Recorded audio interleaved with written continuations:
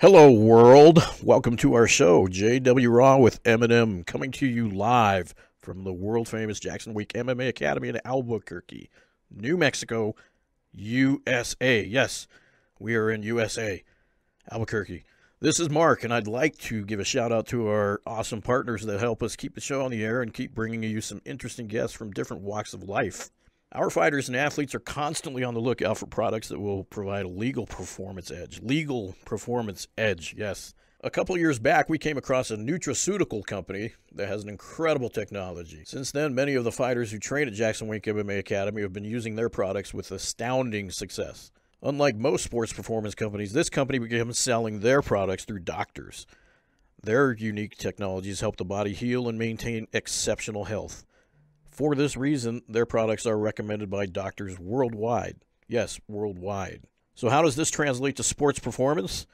The truth is, you will never be stronger than you are healthy. How many times have we heard of star athletes who miss a big competition because they're out sick?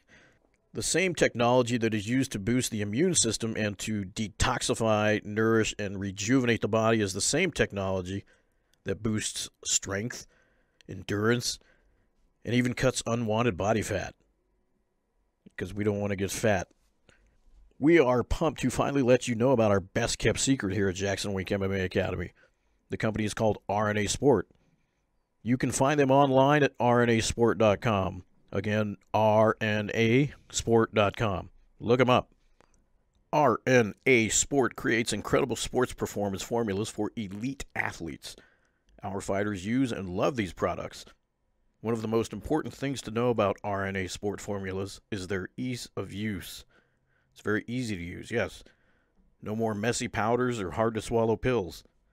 RNA Sport formulas are delivered directly into the body in a simple-to-take, great-tasting sprays. With high absorption, RNA Sport formulas can be taken immediately before a workout or competition with no lag time. RNA Sport formulas support increased strength and endurance, reduced joint and muscle fatigue, improved recovery, a healthy immune system, optimized metabolism, and a whole lot more. RNA Sport provides benefits and technology unlike any performance products you have ever experienced. I highly recommend you to check out rnasport.com and use their products. They will take your performance to the next level. In our next podcast, we will review the amazing benefits of their specific formulas. JW Raw is happy to also have Fireteam Fit as a longtime sponsor.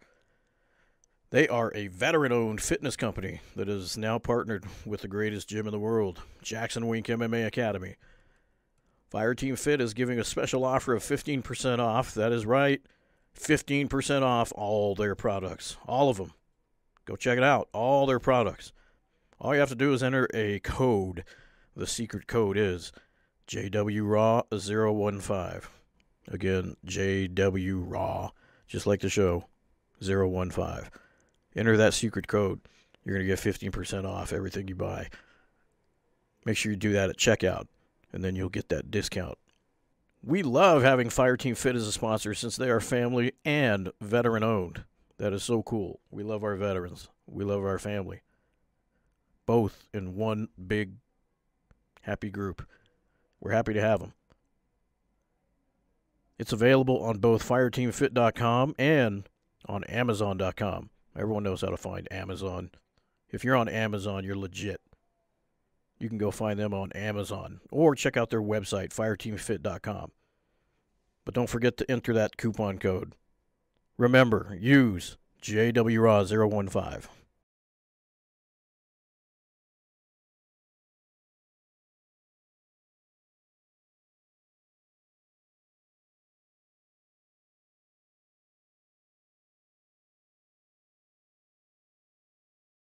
You're listening to JW Raw with Eminem. Welcome to the show, Mitch Clarke. Hello. Haven't seen you in so long. Almost a year since I've been here. Yeah, it has been a year. Okay, I was thinking, when was it? When did you leave for that last fight? Yeah, my last one was UFC. 215 in Edmonton, and then retired after that. But yeah, you laid down the gloves in the cage after that one. Yep. How you feeling now? A year later, looking back on it, you're back in the gym today. So what's that all about? Well, we had a little scheme going today, so Yeah, we had an exciting morning. Let's talk about that a little bit. We can we'll tease it a little bit because there will be a video associated with it. But we did a little undercover fighter thing, I guess. How would you describe what we did there, Nick? I would say it was a little bit of undercover boss with a tiny bit of your average Joe looking guy that can. And the average Joe is actually Mitch Clarke, but he's not average. He's pretty boss level when it comes to the ground Mitch game. Clarke with a mullet and a big old mustache, and it was cool. yeah, it was fun. You know, there were a couple times like it as I was saying earlier, it's hard to be bad. Like when you've been like I fought professionally for almost 10 years, for 10 years actually. You know, it's hard to be terrible once you've acquired some skills, and then I kind of started giving it away during the grappling portion because I was starting to get kind of antsy in the pantsy. So, and then when we did rolling, some guys got tuned up a little bit. Yeah, so we purposely put you with the amateurs today because obviously the amateurs are kind of just they're worried about themselves and how to survive, and they're big fans of MMA obviously, but they don't know everybody in the sport, and so it was easy to get away with using you because you haven't been in the gym in a year.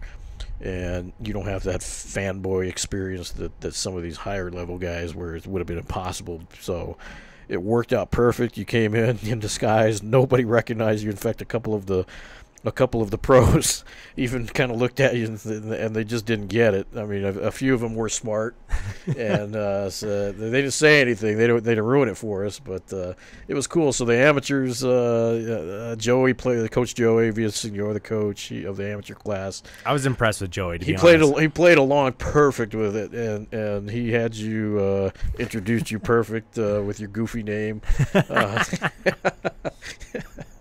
From Canada, Very Canadian. yeah, and it was awesome. So people really got something out of it. But yeah, like you said, you just wanted so bad to just grapple. And when he was done with the striking stuff, it got to the ground game, and you just went into that mode, and guys were freaking out on you. Well, like in the stand-up, I was just trying to be as ridiculous as possible. Like yeah, those wild arms all over the place, and the spinning kick that just looked like it was started from one end of the mat to the other.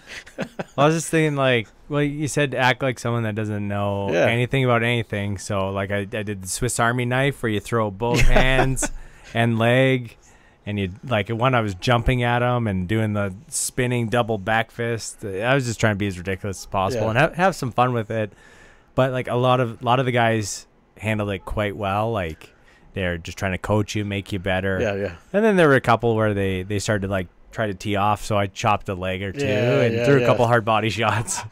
It's a competitive sport, so of course you're going to get those alphas that just aren't going to let you.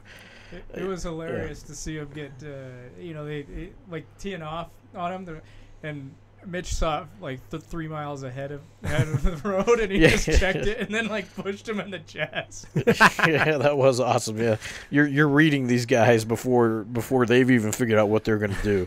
So you're like, okay, I got him here. He's going to do this, and it was just so cool to watch somebody that's been doing it for as long as you have to just pretend you know nothing. And it was fun. Well, stay tuned for that video down the road here.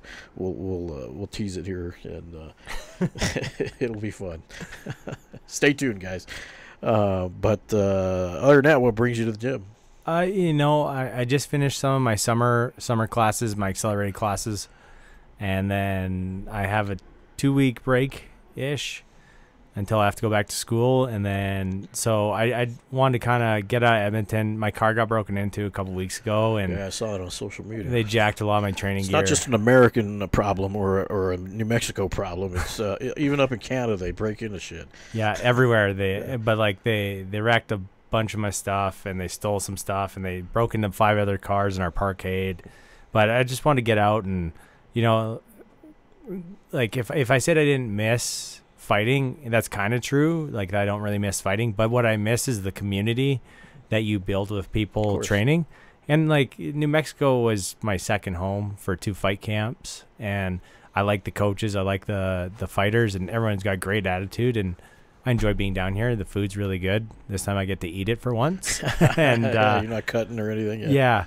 So I just wanted to get out, and so I'm here for a couple more days and just enjoy New Mexico. So you mentioned it a little bit.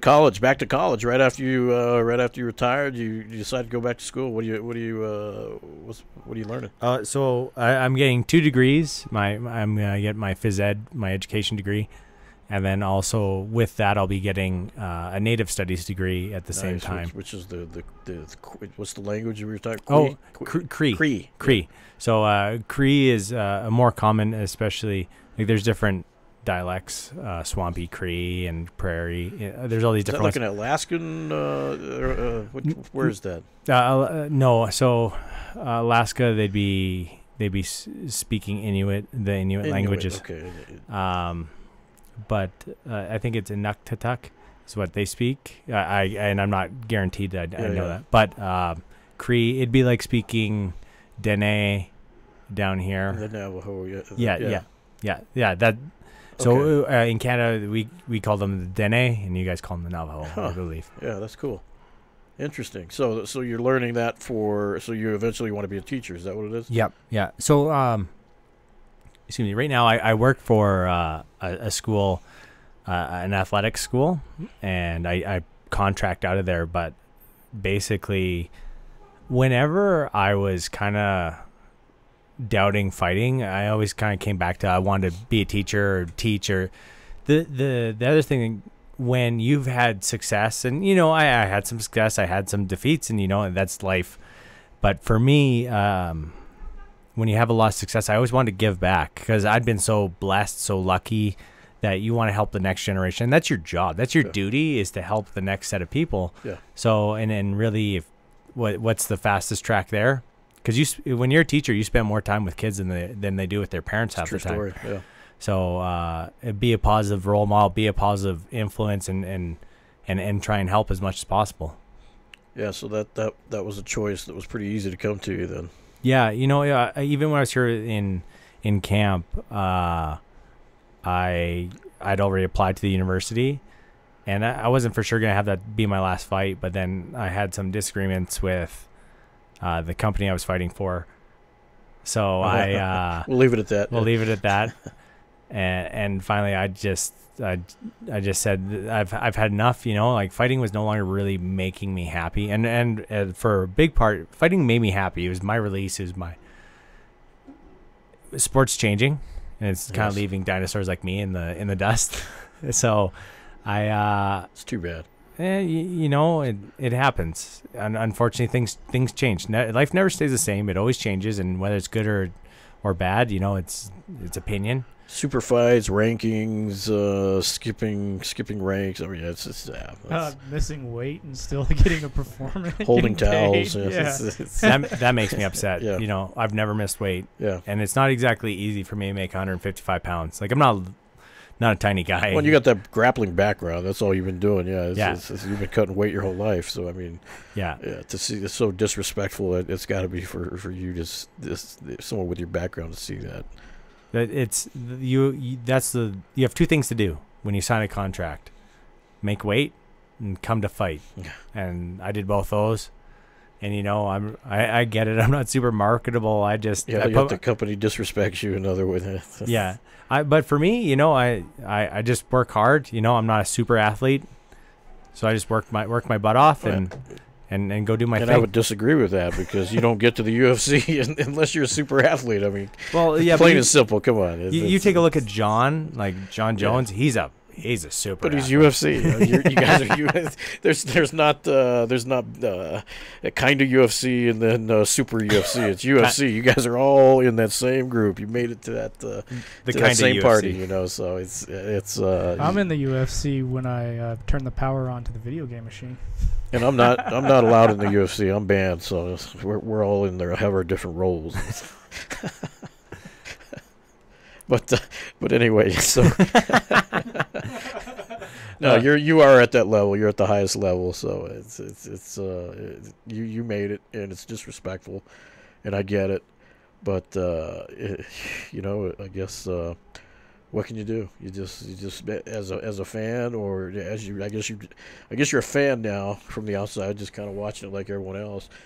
Why teaching kids and not coaching? Or have you considered that? I do both. I teach jiu-jitsu. Okay, so you're still doing that. Yeah, and I coach wrestling for the Edmonton Wrestling Club. So you get to work with kids and teenagers, and then also, but at the same time, sometimes in the culture, sometimes in fighting, it's not like how it is here. Here it's a family. Here it's for some reason we've had an influx lately in Canada with some of the fighters being very much about themselves. It's not. It doesn't breed that family style community, which is what I love. The gyms I've trained at are usually like that was their big thing, is everyone helps everyone, and then for people to slowly transition to being out for themselves, not my jam. So I have a very select clientele of who I work with and who I won't work with, and I can afford that because I've also hit a point where I just want to be happy. I just want to be enjoying my life and enjoy what I'm doing. If it's not making me happy, why am I doing it? Same thing with fighting. It's gone. But do I do jiu-jitsu? Yeah. Do I train? Hell yeah. Do I hang out with a lot of the same people I do? Yes. But, and teaching, I feel like you make a bigger impact, especially like I'm very lucky that I work at a sports school.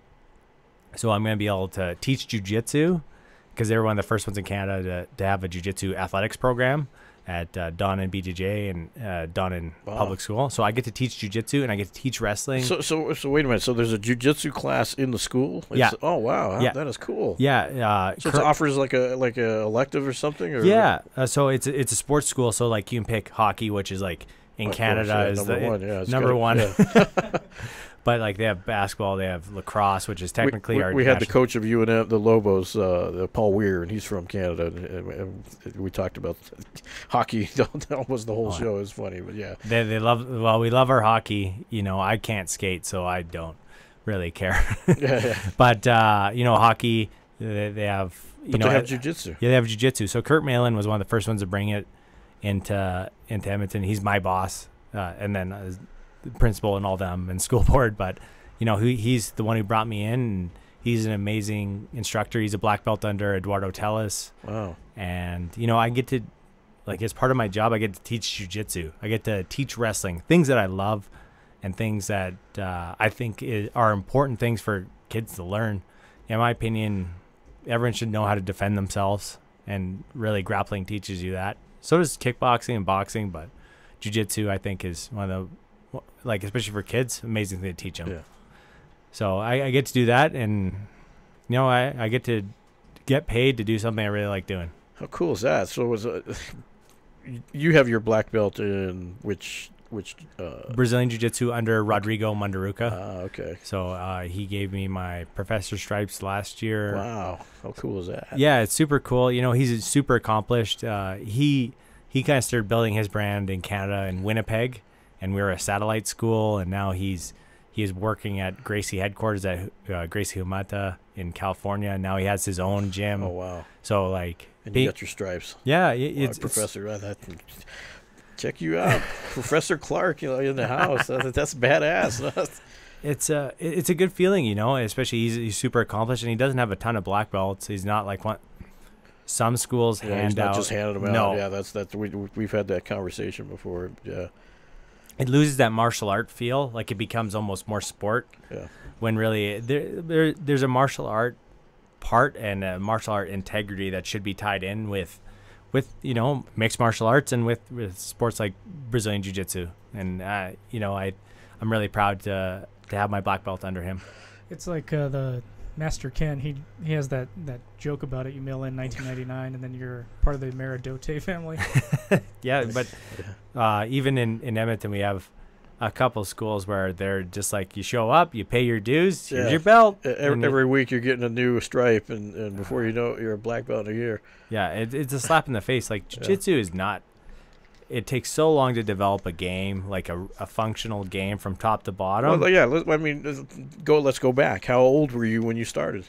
Well, I was 20. There you go. And I'm 32 now. Yeah, so your professor took you 12 years. Yeah. It's the way it should be, you know. Yeah. Like I think it.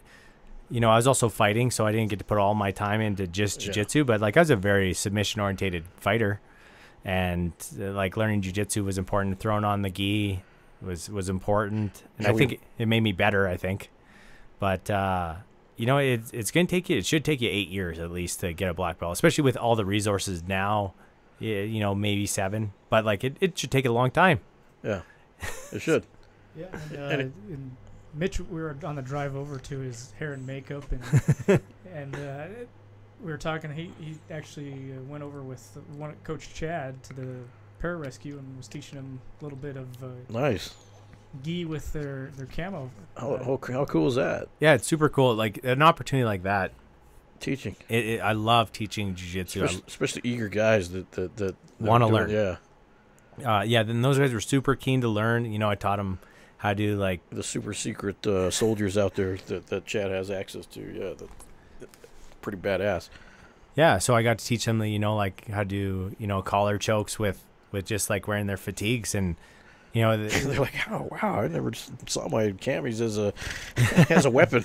no, but that's the thing is, you know, you be able to use what's available, and you know, it's super cool, and you know, I mixed martial arts gave me a lot of opportunity in my life, and I'm thankful, and always look back on this as a great opportunity, and I was able to learn so much. But you know, I'm an old man in the dust now. You know, I like watching from afar, and I had some good times and some good memories, so it's a good time. So we didn't get to play our joke with the you submitted a realtor. Oh, I just thought of that. Yeah, I submitted a realtor one time. oh yeah, I forgot about that. Yeah. Oh shoot, I forgot about that. Yeah. In my defense, he wasn't a realtor when I submitted him. Yeah.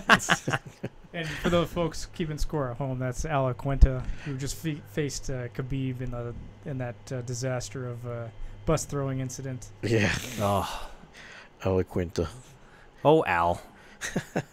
So you have that claim to fame. You get to submit him. You know, it's really cool. I was a super big underdog, which I was kind of in all my fights anyway. So, meh. Okay, who's this Mitch Clarke guy? Why does he keep winning? What? But like, at least I was never in a boring fight. Yeah. You know, and I have that, and I have a little piece of history. I got a performance of the night bonus on a big card. Which one was that? That's 173. Okay. And in MGM Grand, I'm the first one from my wow, province. holy cow. Yeah, you know, I was first one from my province to be able to fight in MGM, Wow. and then like to have that. That's a nice check. It's a nice check, you know. Still 50 grand back then too. Is there? Oh, it's 50 grand, but it also like that's American money, so that's like a whole bunch of Canadian money. Yeah, it's tax. And since it was in Vegas, it's tax free. Yeah, life's good. Yeah, it's a good time. But and then yeah, it is super cool, and you know, like it's you haven't seen anyone do that choke since or before. So and you know, it's a little feather in my cap. That's my signature move, I guess now. Yeah. It's just fun, you know, like it's kind of it's very humbling to think about. You know, I come from a small city in Saskatchewan in Canada, and I know that's a mouthful. But I you know, to come from there and be able to just work my ass off and make It's a lot of vowels. Yes, and some W's. Yeah. You know, there's everything in that one. Saskatoon, Saskatchewan. That's a long Saskatchewan. Saskatchewan. Yeah. And Mark, get this: there's a town called Regina, and they have a hockey team named the Pats. So Regina Pats. Regina Pats. Interesting. The city that rhymes with fun. So Yeah, there you go. Pats Regina. Fun. yeah, I like it.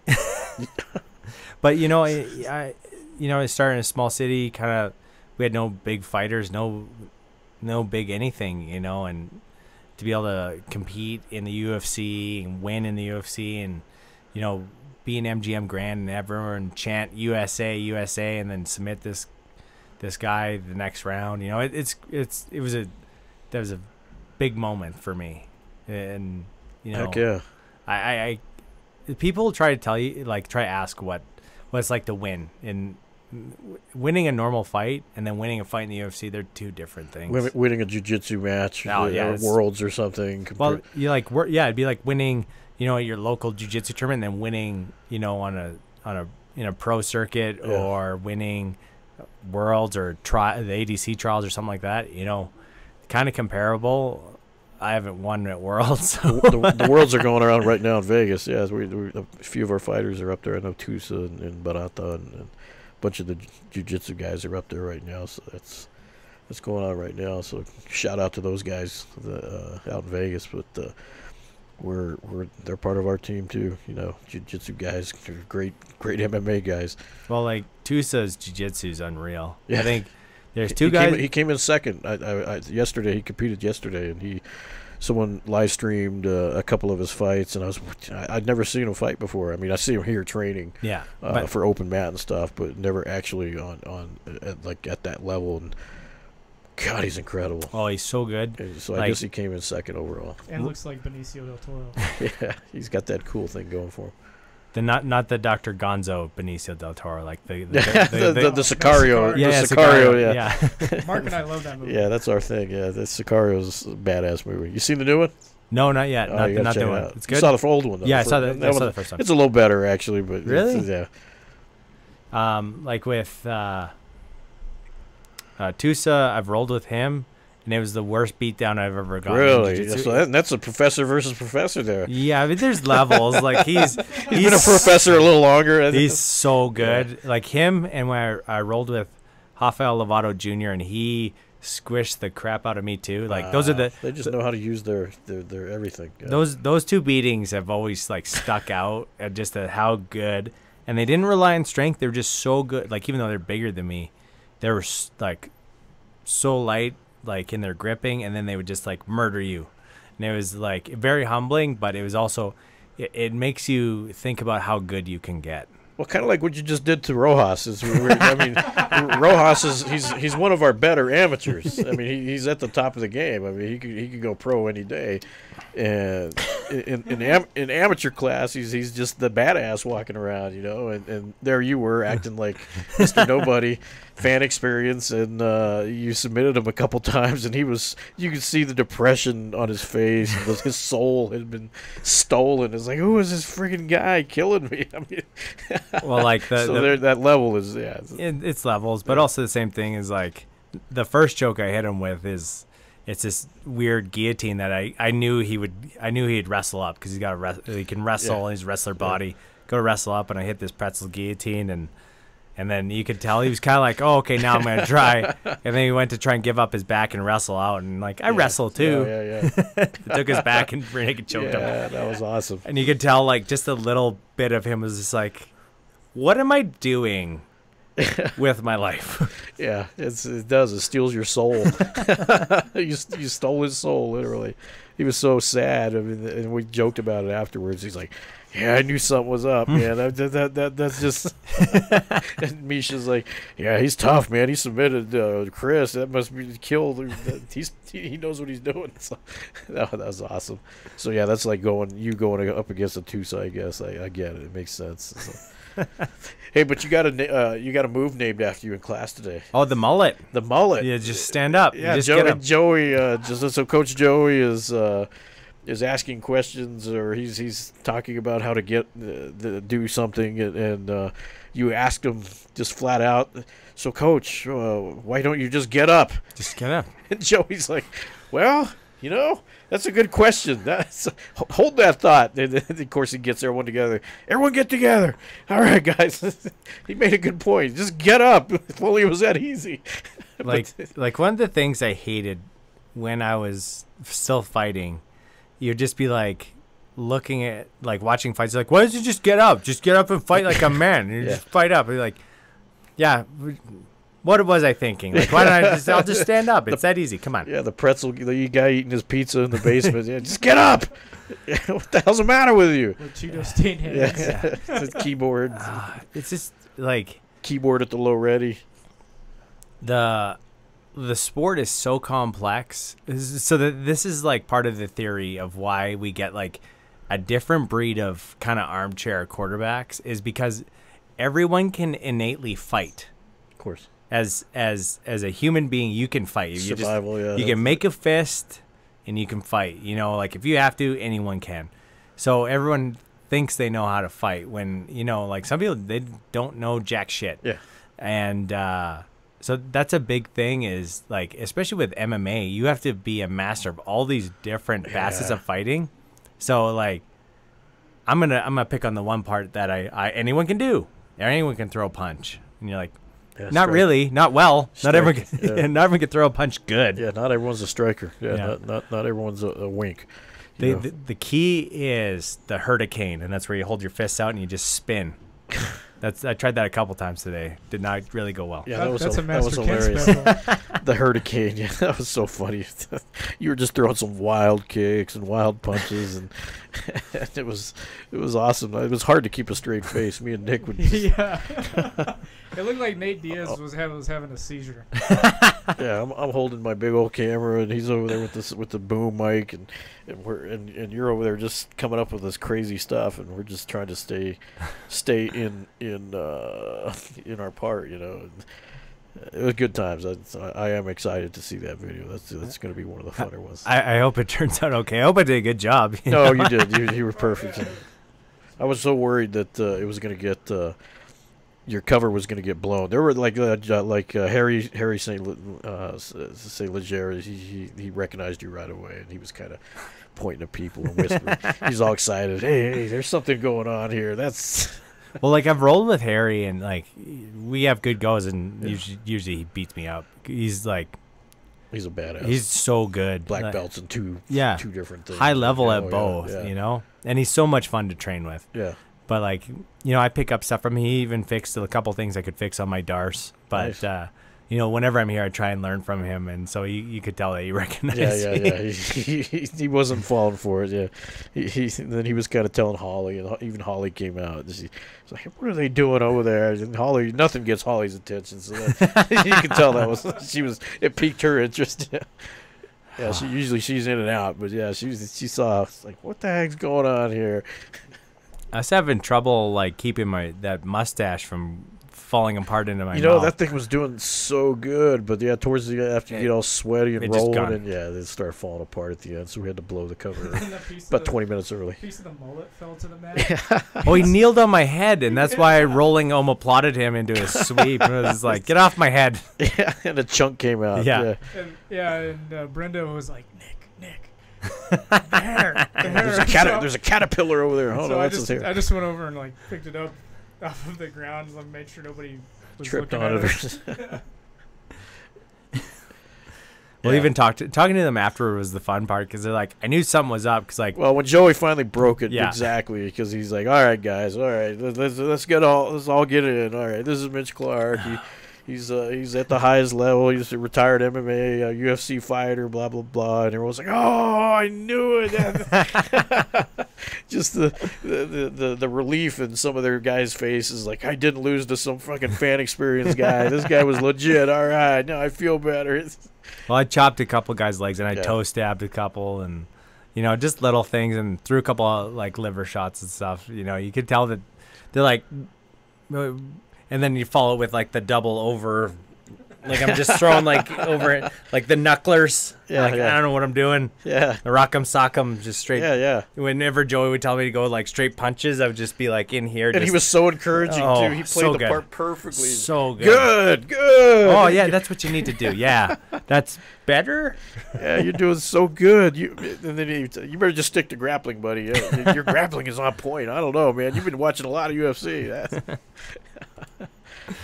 Good times. We're giving away the whole dang the whole dang story, but yeah, it was that fun. You got to see it. Hopefully, it's edited to make me look not terrible. Or that might be the shtick. I don't know. Fair enough. Make you look terrible. I don't know. So do the thoughts come back? Do you want to go back? No. Are you gonna call Dana and say, "Come on, man, put me back in, coach"? I'm gonna say this as straightforward as I can say. Dana White don't give a shit about me.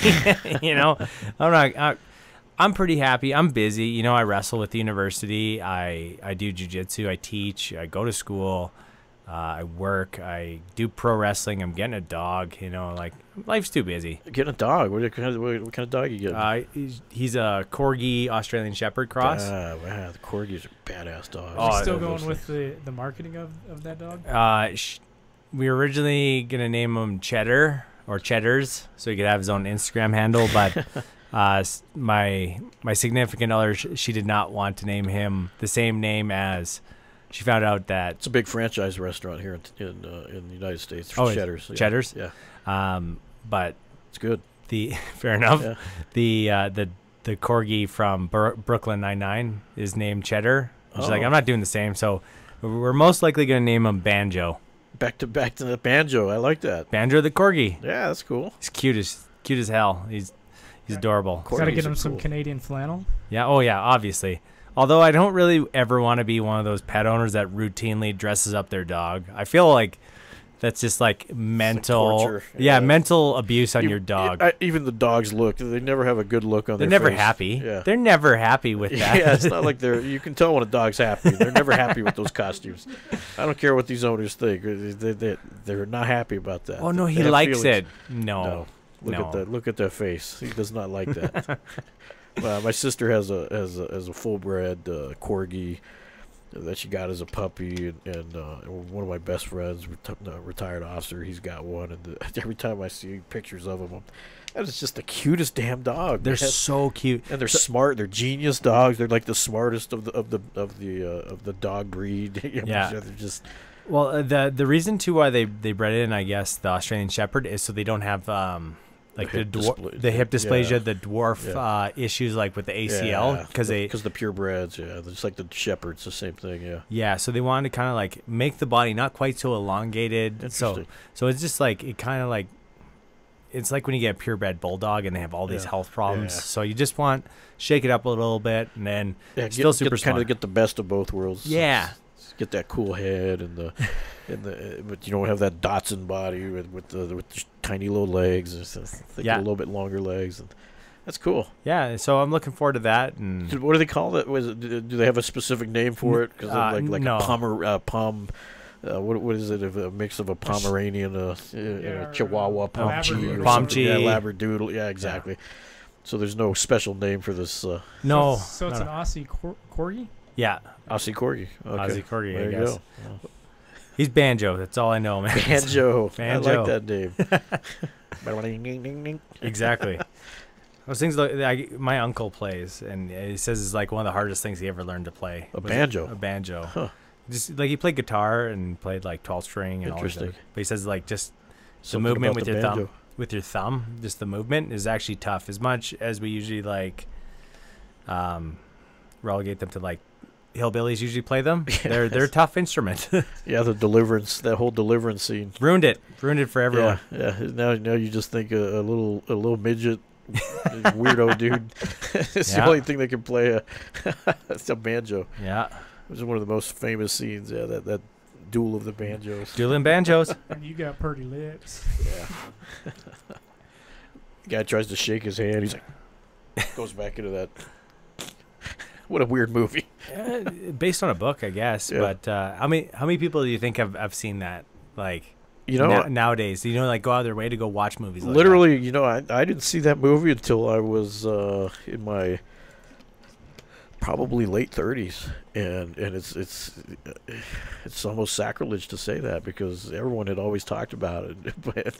And now that I've seen it, I'll never get that out of my head. I'm like, how come I waited so long to see that movie? And then like it's just one of those movies that you have to see, they do that. Seen Burt Reynolds as a child practically, basically. He was damn good looking. Yeah. What happened to that guy? Yeah. Mustache. Way before Smokey and the Bandit. Yeah. But as soon as he grew that mustache, things changed for him. Your mustache was pretty epic today. That was almost Burt Reynolds like. I appreciate that. Sarah did a great job. Sarah, badass Bridger. Shout out to you, girl. You made him look good. Yeah, there's a story on Burt Reynolds. There was some kind of National Enquirer story that got sold to, it got sold to them. So he hired a guy in a helicopter to take like 30 tons of horse manure and dump it onto the National Enquirer building. Oh wow. Yeah, it was, and he said it was the most. It was like $300,000 to do it with flight and horse maneuver and all that.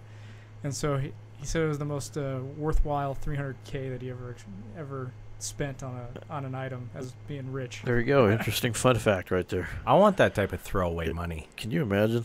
Yeah. How much are you spending when you could have bought a Lamborghini or put manure on a building? Yeah, Just fair. just get a Choices, house. man. It all comes down to choices. I don't know. In Canada, the money goes it goes way further even. Oh yeah, because our dollar isn't worth anything right now.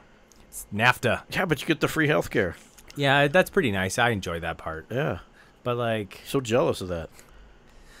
our prime minister's kind of a sissy, so we got that. Trudeau. Trudeau. Yeah. True don't, am I right? Huh? No. Yeah. Funds terrorism. Just saying. Oh, Yeah. that's a whole can of worms unto Yeah. itself. Politics is interesting, and we're so selfish in America. We only worry about American politics. Everyone's, but there are problems everywhere. Oh, everywhere. I mean, But like, you take a look, like France will look at their own politicians. New Zealand, Australia, same thing. It's just the way it is. We're always going to complain about our own politicians, no matter where we're at. My only issue with Trump is how NAFTA is playing out, so it's affecting our dollar. So it's harder for me to come here. That's all I care about. Being able to come to Albuquerque. so what do you mean? So it's more expensive, or harder to come as far as what? So our dollar, when he started talking about how he's renegotiating NAFTA, that our dollar started to plummet a lot. So did you drive here or fly here? I'm not driving here. I flew here. I used that's A car. That's a road trip. What are Yeah. you talking about? It'll take 3 days. Yeah, no kidding. I'd already have to go get here, get makeup, do our little scheme, and then leave pretty much. Yeah. So you did fly then? Okay. Oh yeah, I used Canada Air. No, I used Hopper. Actually used Alaska Airlines, I think, is what they Okay. use. But Hopper, it's a good app, finds you good deals. Never heard of that. Hopper. But Alaska Airlines, their employees, one of them hijacked. Well, he didn't hijack because there's nobody on board. That twin prop a couple weeks ago from Seattle. Did you see that? And then he crashed on an island, didn't That was he? crazy. Yeah. That's- I mean, somebody came up with a meme like the next day, where they have they put the club in all the planes now. But yeah, actually, have you listened to any of the audio and stuff? I did. The audio was crazy because this guy was just He like seems having normal. a good old time. Yeah, he's like, yeah, I'm probably gonna get there's a lot of trouble for this, but what was going through that guy's mind? Well, he's talking about because along that coastline there was that orca where she was pushing her stillborn baby, I saw that. That was and crazy. but he wanted to go fly and go see it and stuff Yeah. like that. Like, Yeah. hey man, you just stole a plane. And all he cares about is he went to see Orca. Yeah, He went. there's more backstory that obviously I don't know enough I don't about, think anybody knows what. I mean, he had access, and now there's a lot of security issues about that. Is just some rogue employee could take a plane. I mean, where'd this guy even learn to fly a plane? I mean, he said video games. yeah. What Flight video games? Simulator. And he was doing flips and barrel rolls. Did he do a barrel roll? Just like did. going all Star Fox on it? He did. That was crazy. Yeah, my buddy's an ATC guy up in Spokane, and they had to send a refueling plane over for the jets that got scrambled. It was like a total chaos situation on the Pacific Northwest. Yeah, I thought for sure it was going to come out that they did shoot the guy down, but apparently he tried something that he couldn't roll out of and crashed. So yeah, Brutal. or he ran out of gas. I mean, I don't know the whole story, but yeah, it's still a fascinating story. That guy went out with a bang, man. Like, is this gonna make it harder for me to come down here? But there was another guy just was it a week before that or a couple days after that where a doctor or somebody, he's going through a divorce. They had just he had just been arrested for domestic violence. He got out, and he was a private pilot, so he went. He had his buddy take him right from jail to the airport, picked up his plane, and he literally flew his plane into his house. with his wife and kid in the house. Oh Lord. Yeah. So I mean, Wife and kid survived. So that yeah, was they the did. They happy got ending. out the back door, I guess, or they heard it coming. I don't know, but they did survive. So that's kind of a happy story because only he killed himself. But just like the guy in the big plane, the crazy stuff going on with these planes. I don't know. Nope. I don't know anything about pilot stuff, but you can cause a lot of havoc if with a plane. I would imagine so. 9/11 proved that. Very, very true. I remember when that happened. I was like getting ready to go to school and like watch the second tower come down. Like School? Which school? high school. I was Sorry. gonna say, man, how old am I? See, it scares me when I think I was in grade 10. Yeah. Wow. Sorry. And I was already a veteran cop when all that was going on, and it was horrible times. We had to lock down the city. Changed everything. Yeah. Changed everything. Yeah, planes. Planes. Now TSA gets mad at me if I bring more than one book in my carry-on bag. That happened on the way here. Really? Yeah, they're like, Books? That's what they're like. Do you have lots of books? I'm like, I have 2 books. One's a textbook and one's a. They give you a hard time about that. I'm like, there's no one in line. Settle down. If you have to take a look, it's not like I carved out it. Like this isn't Shawshank and I carved out the middle. Come on. The guy with his iPad walked right through. Yeah. Like, come on, guys. Who actually reads books? You're suspicious, dude. Get out of line. We're strip search this guy. No one reads anymore. So I don't know. It's just You doing that book learning? we don't look kindly on your kind. Yeah. Next thing you know, you're gonna play the banjo Oh, instead of naming your dog Banjo. Or are you gonna do the trend of making Banjo your service animal so you can take it all around, take him yeah. around everywhere? Heck yeah. No. They can't question. I don't know. How's Canada about that? yeah. They like it's a. They can ticket you if they find out that you. Really? Yeah. If see, that they're afraid to even ask you here. They can't even approach you. I find it. It's just like it. I don't like people manipulating the Oh, they system do. to that degree. There's people that come into this movie theater down the street, and they bring in their.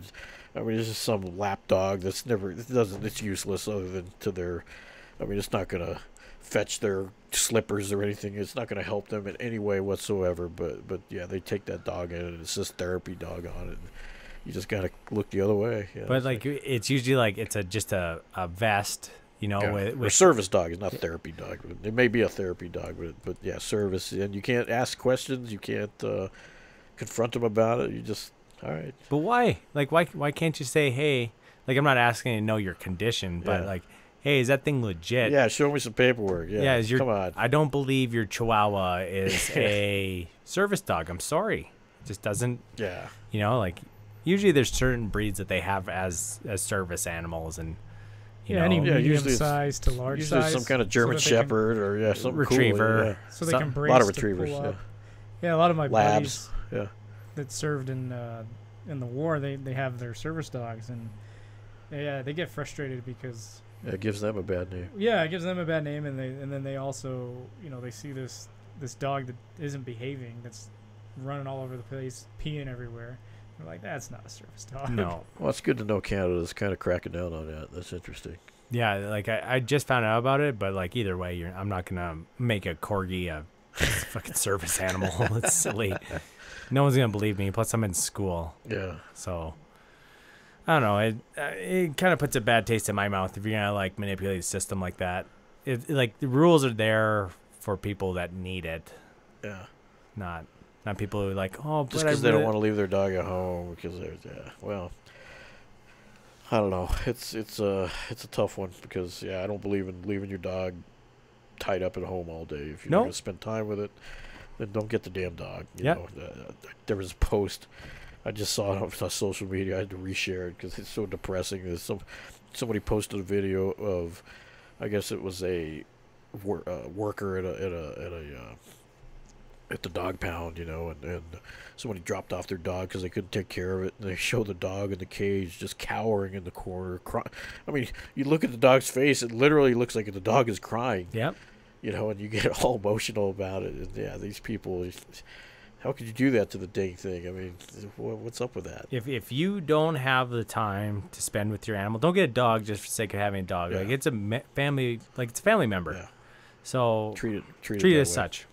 You know, like no one's forcing you to get a dog, Yeah. and like I adjusted my school schedule so I could go, you know, so I could spend time in the afternoon when we're trying to break him in, you know, and the girlfriend, same thing. Like she's adjusting her schedule so we can spend as much time as possible, because we both wanted one, and this Yeah. guy was adorable, and my little potato dog, you know. Got a badass dog. Yeah, so you know it. But if you get a dog to chain it to a post in the backyard, Why even have it? And have a pail for water and a pail for food, and you check it once a week, you know, get the hose and refill it once in a while. Forget about you. No. You go to hell, you Yeah. bad person, you. Exactly.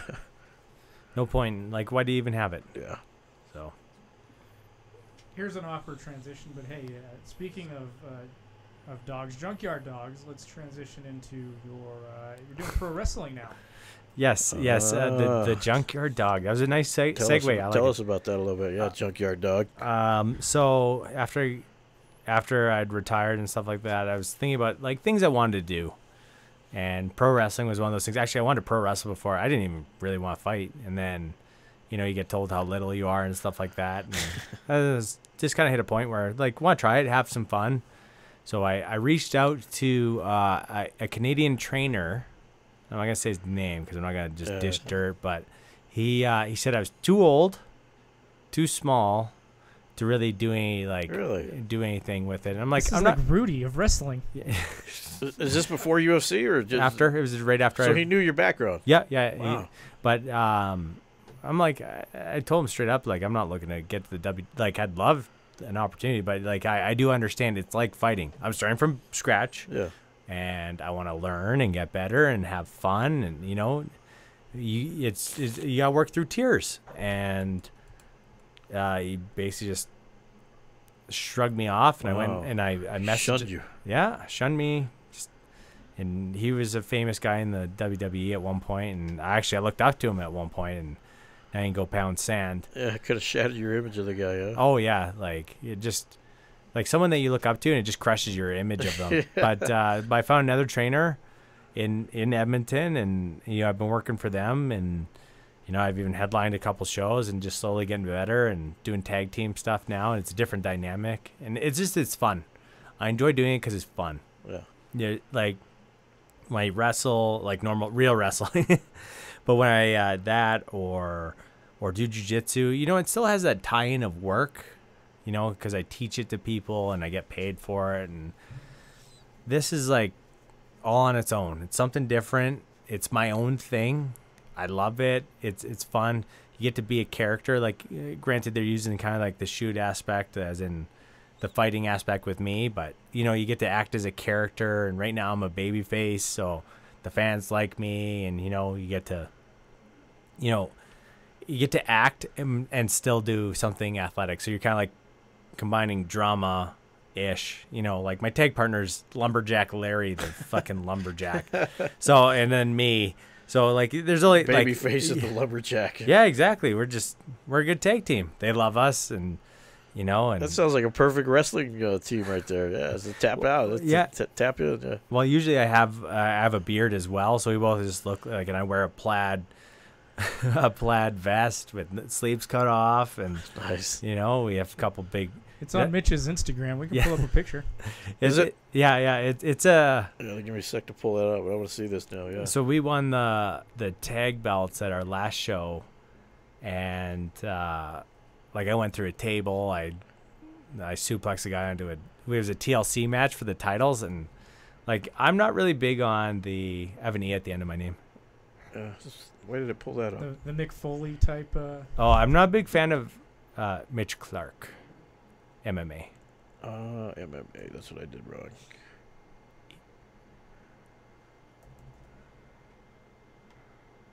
So Mitch, M-I-T-C-H. M-I-T-C-H. Yeah. And then no E on there. Oh, Clark and the E. There you go. There it is. Right All there. I knew I'd find it. And that's Banjo right there. Let's get Banjo up. That's him at 5 weeks. Isn't he adorable? Yeah, I liked that one actually. When you posted it, he's beautiful. Cute little puppy. Let's see. So, But like, there's me grinning like a moron. Look at proud Papa. He's so cute and so soft. Oh, this guy, this badass. He's one of the best villains in the world. Great villain. I love this guy. No No- Country for Old Men. You know that was made here, right? Was it? Yes. Oh, I didn't know that. Yeah, I worked on that movie. It was awesome. And this guy, I had no clue who he was, and I saw him walking around the set. I wish, Today you know, is your lucky day. yeah, it's one of those things. You know, you see someone, and then you see the movie come out. And you're like, I wish I would actually talk to this dude. But yeah, they made that whole movie here in Albuquerque, in New Mexico. So. You guys have like a decent like film industry down here, don't yeah, you? we really do. So this, what the heck was his name? Javier Bardem. Yeah, I'm trying to think of his bad guy name. I post a lot of dogs because they're So, cute. so what is this on the airport? Do you see this on the airplane? It looks like? I just found it. I found it on the Oh, internet okay. and it looked adorable. So What are we looking for? that's the guy in my neighborhood. That's my 2-year anniversary. That's Robert Stack. Get a whole Robert Stack. More dog pick. There we go. Oh, there you go with there- the chair. There's some practice for the WWE. Well, I'd already like kind of bent that chair, unfortunately. When I power bombed him through it, and then it was like you try to like hit him flush, but like there's a bent edge, and you're like, I'm sorry. But yeah, There you are. yeah, with our tag belts, me and look at Lumberjack that. Larry. So that's Lumberjack Larry. That's Lumberjack Wow, Larry. look at this guy. He's a big dude. Yeah, I'm actually bigger than him. Really? It's really crazy, yeah. But He just it's the angles, I guess. Oh, okay, so there you. Sure enough. and there, me The with fanny pack. fanny pack. The fanny pack, man. Bring it back, dude. I'm all down for the fanny I pack. love the fanny pack. Oh yeah, I wore one for years in the '90s when it was cool. yeah. It's cool again though. But I kept a gun in it. I got this one. Like Yeah, it's the Everett. same one, and my Mega Man shirt Everest. because I'm a giant Shout child. out to Everest for still keeping the fanny pack alive. Oh yeah, they had a couple I wanted to get. I was like gonna those get colors too. Oh yeah, so I thought these were kind of like Macho Man-esque, Galaxy. Everything's really good. As I said, I'm a giant child, but so I got this one. What's going on here? Those are the rockers. Oh, Come on, man! How dare you?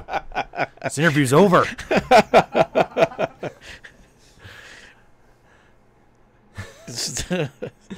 it's kind of cool just going through people's Instagram feeds. I have an interesting Instagram. You just never know what you're gonna see. There's nothing really of function, but it's interesting. Okay, what's the a bar of iron costs $5 made into horseshoes is worth $12. Oh yeah, that's some thinking stuff right there. You are what you make of yourself. Science. $300,000. Wow. What were we gonna look up? I forgot what. Tag team Tag wrestling. team? Yeah. So, what goes, not to reveal the secret sauce, but we were talking in the car that the judo and all the other stuff that you learned helped you learn how to fall and. So like a big part of it is like just being able to fall properly. Yeah. Make stuff. You got to suspend disbelief. That's the key with pro wrestling. But having body awareness and being quasi athletic helps a ton. And like judo, you spend like an hour just of a practice just falling. Wrestling, if you're bad, you spend a lot of time falling, getting taken down. Yeah. So you get good at falling. Just get up. Just get up. Just mullet it up. Mullet. The mullet. So that made a ton of difference, and it transitioned well, into the pro wrestling. It's a good time. I'm really happy that I do it, and I love puppies. Are we back on the live feed? Yeah, there's the puppy. I wasn't sure which screen we were looking at right now. That's okay. So. Oh yeah. But there's a lot of complicated stuff, but it really comes down to protect your protect your partner's neck and make a big noise. Yeah, yeah. You know, that's the key. Make it look big. Everything's bigger than life in pro wrestling. Ronda Rousey's making a lot of money doing that stuff. How dare you? Why can't you? Because I'm not good looking. That's why. Man, you're not marketable to the UFC. You're not. Come on, man. I'm just useless to everyone. We love you here. Yeah, I'm just good to help teach and train. First round gassed. We made a great production today, so you were valuable to us, sir. We love you. Yeah, that's Mark and I's new production company name. First Round Gassed Productions. Yeah. Sweet. Yeah. Well, there's no. That'd be gassed in the first 10 seconds. He'd probably make it at least just to the end of the first round. Well, speaking of which, Ethan, one of our sponsors, Fireteam Fit, he took me hunting. Oh my goodness, that's a workout, man. Yeah, well, no, his hunting is different from my hunting. He took me up these like 1,800 feet peaks that were just incredible, and he's not even breaking a sweat. He's just up there 20, 30 minutes before me, and I'm like, bleh. Well, it's a little bit different hunting here than like back home. You set up a tree stand, kind of chill, try not to make any noise.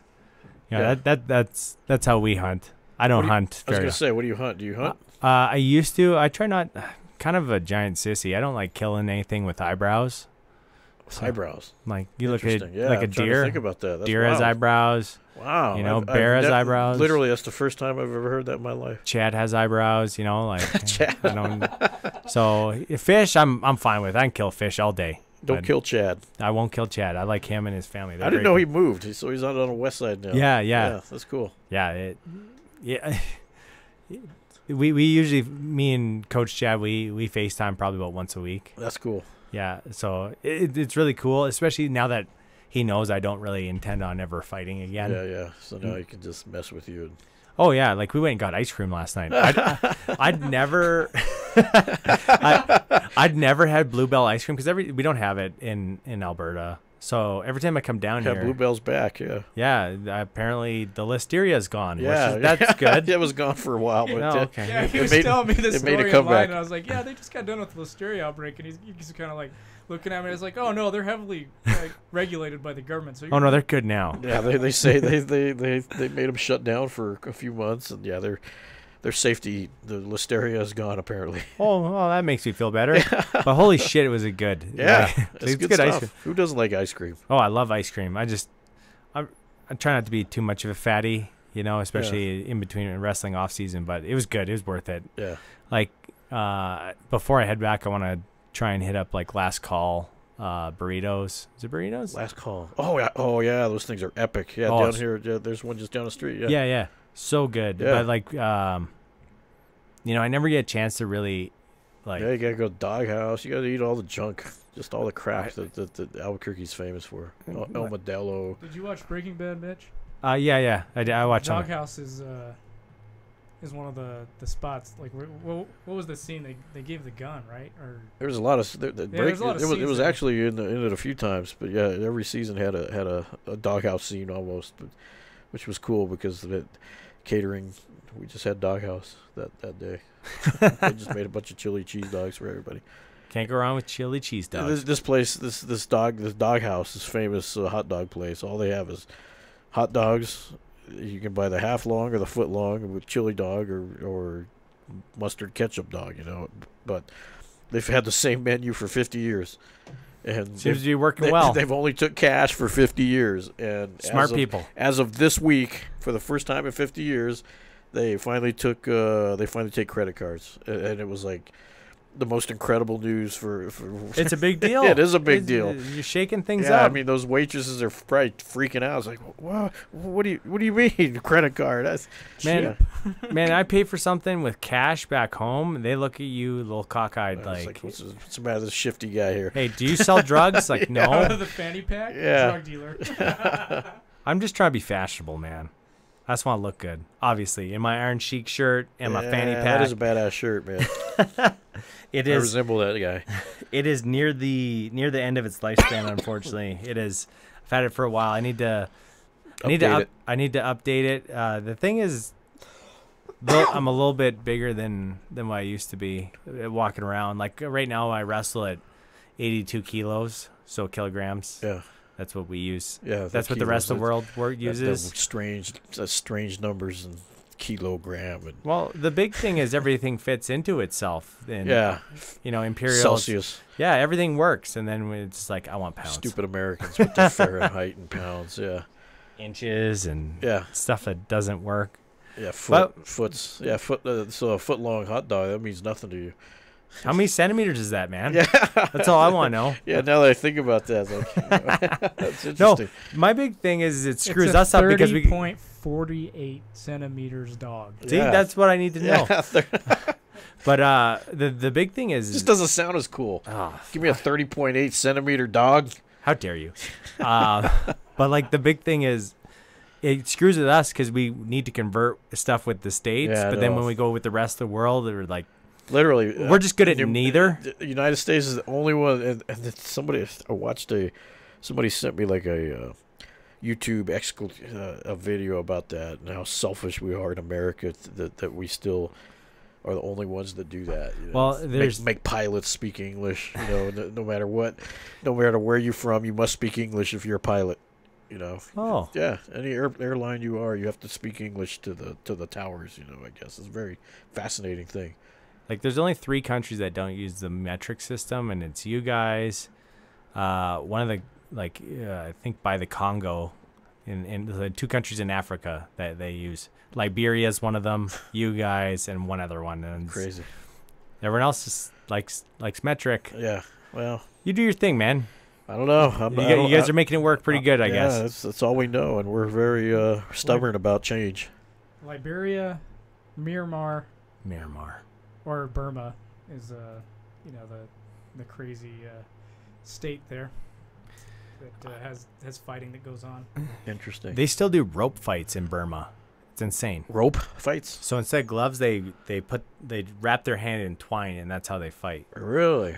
It's insane. It's interesting. Scary. I had a buddy that doesn't even sound comfortable at all. Well, like, it really isn't much different than all the bare knuckle that's happening now. The legal bare knuckle. Yeah. Why are they taking all the guys that like retired from fighting and making them do that now? That makes me uncomfortable. Yeah. Once. So that's not you.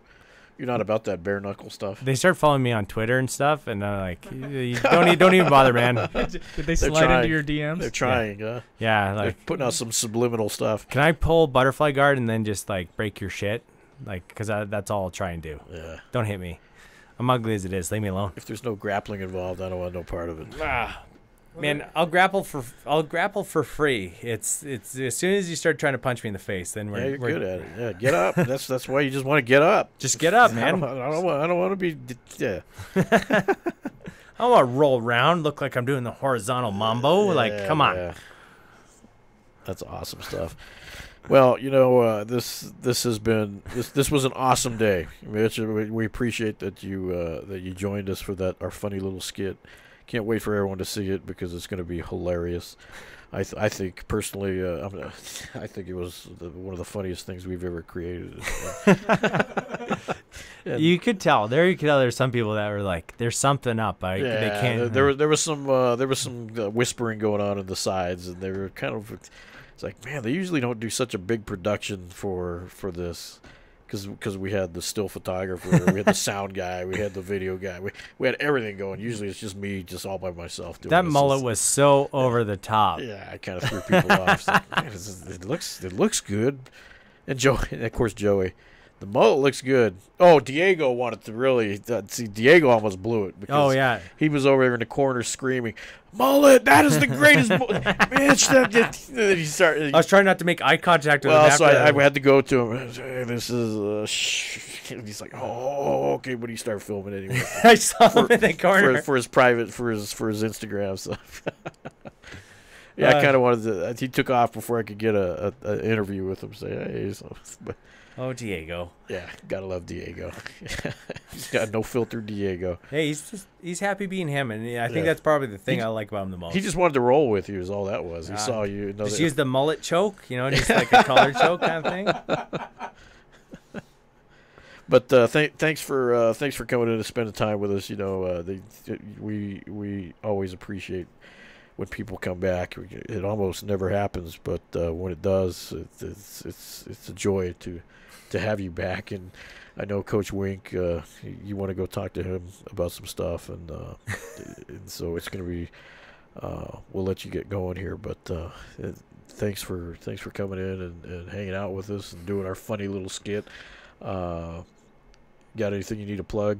I'll who will I plug? Oh, Riverstone Massage and Chiropractic. Dr. Dusty Steve. She takes good care of me. Dr. Dusty Steve. Yeah, she's really good chiro. That's like a wrestling name right there. Dusty Steve. Dusty Steves. Like Dusty Steves. Rhodes. Yeah. Steves, yeah. Okay. Like Dusty Rhodes, except Dusty scratch my Steves. back. Other than that, I don't think I have sponsors anymore. So Yeah.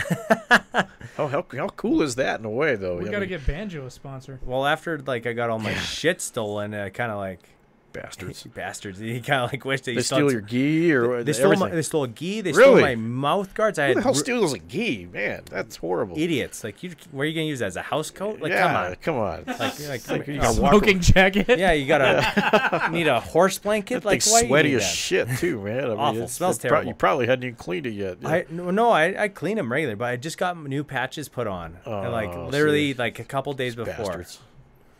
So I gotta go get a new gi and just a pain in the Those butt. damn things ain't cheap either. Oh No. yeah, and Mitch and I concocted the plan to get him restored whole because I was like, man, just you have the blue check mark, threaten it. And I just- There you just- go. it was a pain in the Blue ass to check get mark them. means a lot.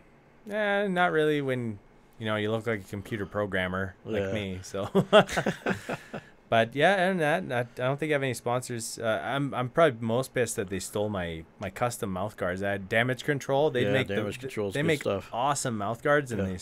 they stole the bag with them in it. So Jesus. I just What's the matter with these people? people suck, They man. do. Some people suck. God. Get a dog and spend time with it at home instead of Yeah. going and stealing a- people's shit. Get a job. You Pay better. some taxes, you Even nerd. better. I mean, if you're the ones that are living off the government, they don't want no damn job. They're just gonna sit at home and collect. Get their off check. Mitch's lawn. Just some Yeah, of get them. off my Yeah, lawn. Jeez, it's horrible. Get off Mitch's lawn. Thanks, Mitch. Hey, thank you. See you next time. Oh yeah. Bye. Through these doors walk the greatest fighters in the world.